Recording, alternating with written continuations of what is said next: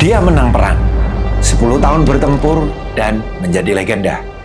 Tapi pulang ke rumah dari 600 pasukan yang berangkat bersamanya, tidak satu pun yang sampai dengan selamat.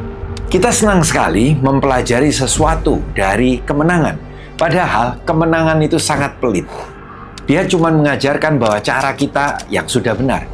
Yang benar-benar membentuk seorang pemimpin justru adalah dari setiap kegagalannya. Odysseus, sang pemenang perang Troya, justru baru menjadi pemimpin sejati sejak dia berani mengakui satu persatu di mana titik dia melakukan kesalahannya. Leaders, di video kali ini saya akan membahas pelajaran leadership dari seorang Odysseus. Bagi Anda yang belum nonton filmnya, mungkin ini akan berisi banyak sekali spoiler. Tapi tidak masalah, kita belajar bersama-sama. Oke? Di video ini, saya tidak akan membahas tentang merayakan sebuah kehebatan Odysseus. Ini soal membedah 7 titik di mana dia gagal sebagai seorang pemimpin. Supaya kita nggak perlu sampai menunggu 10 tahun dan kehilangan 600 orang untuk belajar hal yang sama. Dan satu hal yang paling penting, sebelum kita mulai ulang dalam cerita ini soal purpose atau tujuan hidup yang seharusnya dicapai oleh setiap orang yang ikut dalam perjalanan tersebut. 7 dosa besar pemimpin. Simak sampai habis, karena di beberapa video ke depan pun saya akan terus membedah pembelajaran tentang leadership yang tentunya kita belajar bukan hanya dari sisi baik, sisi positifnya, tapi justru dari banyak sisi kesalahan dan kegagalan yang akan kita kupas bersama-sama. Jadi jangan lupa untuk Anda subscribe channel ini untuk Anda bisa mendapatkan bahasan yang terbaik tentang leadership. Setelah 10 tahun perjuangan di Troya, kemenangan besar itu diraih oleh Odysseus. Odysseus pulang sebagai seorang pemenang, sebagai legenda, dan mulai berhenti untuk mendengarkan timnya. Ini pola penting yang sangat umum dan paling berbahaya saat kesuksesan besar tersebut melahirkan yang namanya hubris. Sikap bahwa kita menjadi orang yang paling benar dan tidak bisa salah. Semakin lama seseorang berjuang untuk sesuatu, memang akan memunculkan secara psikologis semakin ia merasa berhak penuh atas semua hasilnya. Dan itu yang membuat ia semakin yakin bahwa keputusannya sendiri selalu yang paling benar. Titik yang paling rapuh seorang pemimpin bukan saat dia gagal, tapi tepat setelah dia menang besar.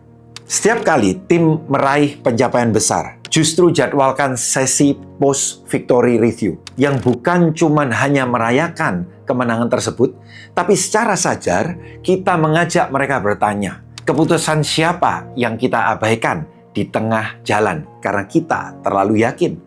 Jadikan ritual bukan cuma sekedar opsional.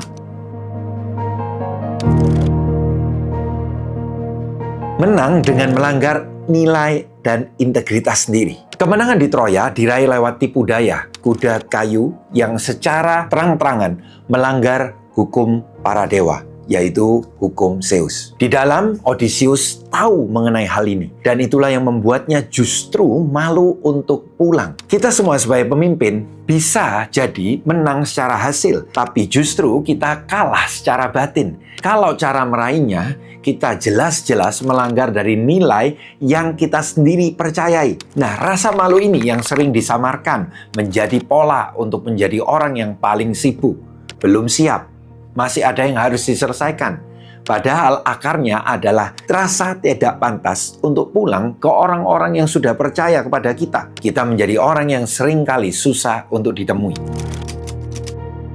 Saya mengajak Anda untuk menuliskan satu daftar pribadi. Nilai apa yang pernah Anda kompromikan demi hasil yang Anda capai di tahun ini?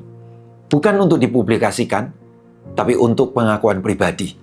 Pemimpin yang bisa jujur kepada dirinya terlebih dahulu, dia baru bisa jujur kepada timnya.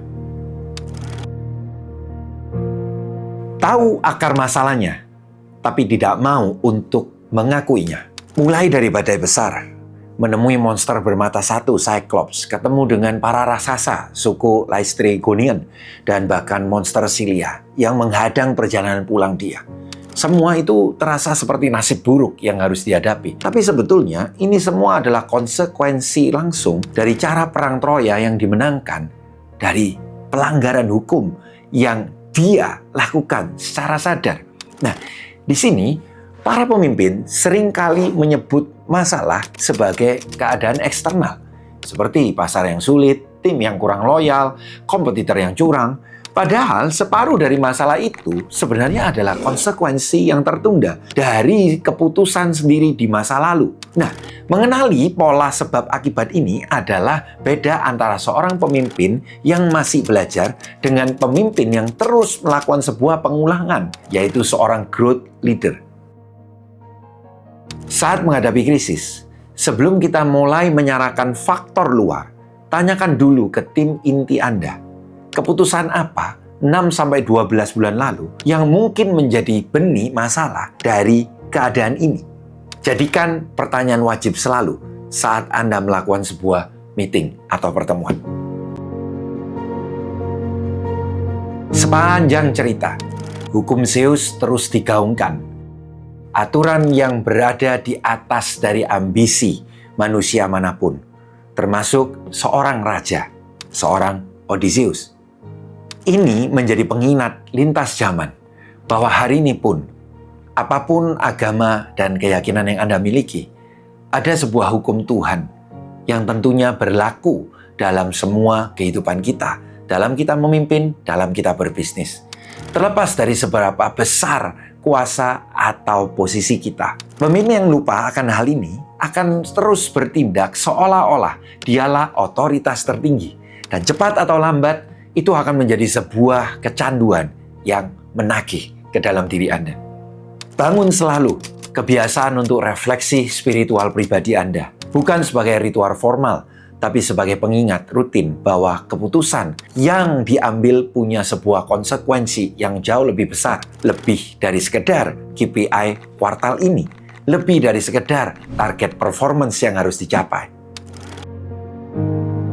Sanggup menghadapi bahaya, tapi justru takluk pada kenyamanan. Odysseus mampu melewati Cyclops, penyihir, badai dahsyat, bahkan godaan suara siren. Tapi justru tertahan bertahun-tahun di Pulau Calypso, tempat yang paling nyaman dalam seluruh perjalanannya. Ini adalah paradoks kepemimpinan yang jarang dibahas, bahwa bukan sebuah krisis besar yang paling sering menjatuhkan pemimpin itu, tapi justru kenyamanannya. Banyak pemimpin yang sanggup mungkin menghadapi tekanan ekstrem, tapi justru lumpuh di saat semuanya menjadi aman karena tidak ada urgensi kembali untuk bergerak dan mencapai tujuan yang lebih besar. Lakukan audit rutin. Areal mana dalam bisnis atau tim yang hari ini paling nyaman, tapi sebetulnya mereka menahan yang namanya pertumbuhan. Beri tenggat waktu secara eksplisit untuk keluar dari zona itu, karena kenyamanan tanpa deadline akan selalu menang.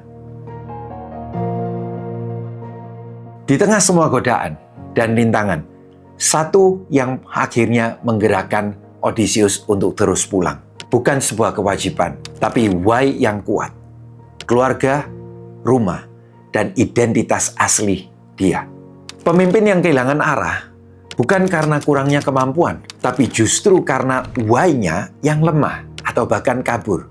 Dan ingat, why seorang pemimpin bukan cuma miliknya sendiri. Setiap orang yang mengikuti seorang pemimpin pasti juga memiliki rumahnya masing-masing yang sedang mereka kejar.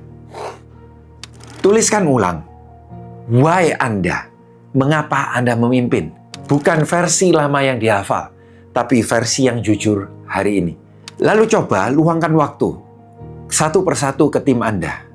Apakah benar rumah yang sedang mereka kejar lewat bekerja bersama dengan Anda saat ini benar-benar terbuka jalan yang lebar dan hari ini mereka sedang berproses untuk menuju ke arah sana? Jangan-jangan mereka sedang mengejar hanya why Anda pribadi. Ingin menjadi Tuhan, bukan berserah kepada Tuhan. Sepanjang cerita, hubris Odysseus berulang kali membuatnya bertindak seolah dia melampaui batas manusia biasa. Titik baliknya adalah saat dia berhenti untuk mencoba mengendalikan segalanya sendiri. Dan dia berserah pada kuasa yang lebih besar.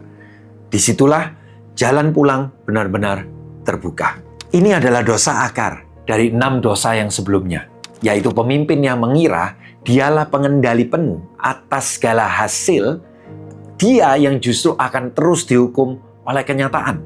Pemimpin yang pulang adalah pemimpin yang benar-benar selesai.